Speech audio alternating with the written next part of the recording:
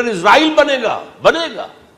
حدیث میں خبریں، یہ سارے مسلمان ممالک تمہارے ہاتھ سے نکل جائیں گے مسلمانوں، یہ عراق اور اردن اور یہ اور وہ، یہاں تک کہ ترکی، سعودی عرب کا بھی شمالی حصہ نکل جائے گا. البتہ مدینے کا جو ان کا پروگرام ہے اس کو اللہ نہیں پورا ہونے دے گا، مدینے میں داخلے کی ان کو اجازت نہیں ملے گی. بہرحال یہ سارا کچھ ہونے والا ہے.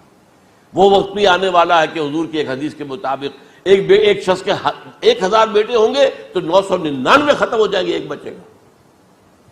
یہ وقت بھی آنے والا ہے کہ حضور فرماتے ہیں اتنی بڑی جنگ ہوگی، اتنی خوریزی ہوگی کہ پوری زمین اٹ جائے گی لاشوں سے.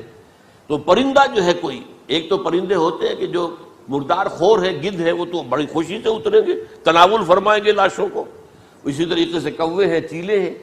لیکن جو نفاست پسند پرندے ہیں وہ لاش کے اوپر اترنا نہیں چاہتے.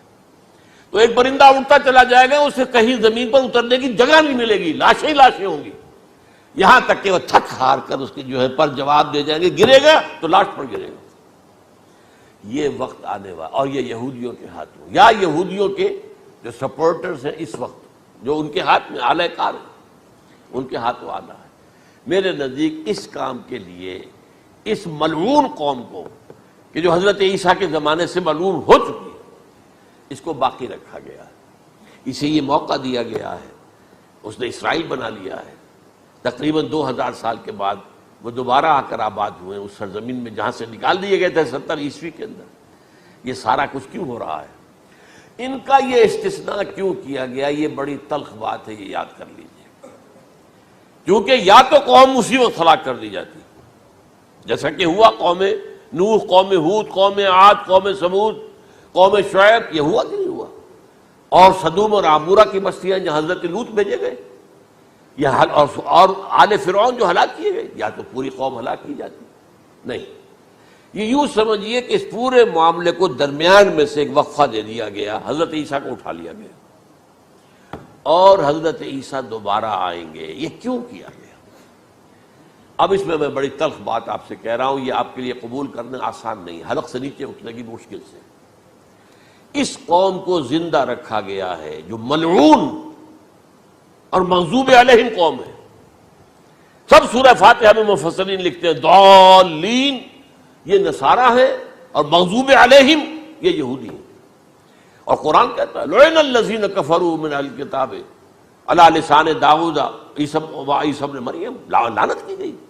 ایک ملعون اور مغضوب قوم کے ہاتھوں آخری امت محمد، اور اس کا بھی بہترین حصہ، اس پر عذاب ان کے ہاتھوں آئے گا.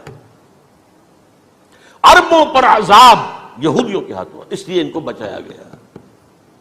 یہ میں نے کئی دفعہ واقعہ سنایا، مولانا اسلائی صاحب بتایا کرتے تھے، کیونکہ وہ راجپوت تھے، یو پی کے راجپوت، مشرقی حصے کے، کہ ہمارے ہاں کوئی نوجوان اگر کوئی بڑی گری ہوئی حرکت کرتا تھا تو اس کے سر پر چمار کے ذریعے، چمار کے ہاتھوں جوتا لگوایا جاتا تھا. اگر راجپوت کے سر پر راجپوت کا جوتا گرا تو چلو تکلیف تو ہوئی، لیکن یہ کہ راجپوت کا جوتا گرا ہے نا، پڑا ہے. لیکن راجپوت کے سر پر چمار کا جوتا، جس کو آپ انگریزی میں کہتے ہیں to add insult to injury, وہ تکلیف بھی ہے جوتا کھانے کی، اور انسلٹ ہے کہ ایک چمار مار رہا. یہ امت سب سے خیر امت ہے، کنتم خیر امت اخرجت للناس. اس کے لیے عذاب بھی بدترین آئے گا. اور کن پر آئے گا؟ اس امت کا جو اصل نیوکلیس ہے، عرب، جس کے بارے میں حضور کی حدیث موجود ہے ویل للعرب، عرب کے لیے بہت بڑی ہلاکت. اور آج ہماری نظر میں آ رہا ہے وہ ملعون اور مغضوب علیہم قوم، ان کے سینے کے اندر خنجر کی طرح بھونکی گئی ہے. اور 30 کروڑ کے قریب عرب بے حمیتی، بے غیرتی، بزدلی، کمزوری، ذلت، مسکرت کی مثال بنے ہوئے. کوئی بول سکتا ہے اس اسرائیل کے خلاف؟ کوئی بول سکتا ہے؟ 30-35 لاکھ آدمی ہے اسرائیل کے اندر یہودی، اس سے زیادہ تو امریکہ میں 50 لاکھ کے قریب، کل 1.25 کروڑ آدمی ہے یہ یہودی پوری دنیا کے اندر. لیکن دیکھیے جو چاہتا کرتا ہے.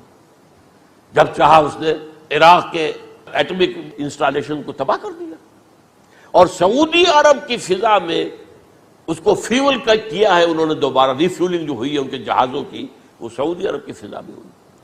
اللہ تعالیٰ نے یہ کوڑا ان مسلمانوں کے لیے رکھا ہوا ہے کہ جن کے رتبے ہیں سوا، ان کی سوا مشکل ہے.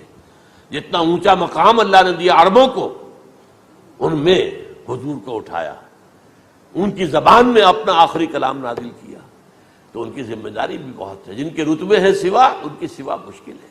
یہ ہے میرے نزدیک واللہ اعلم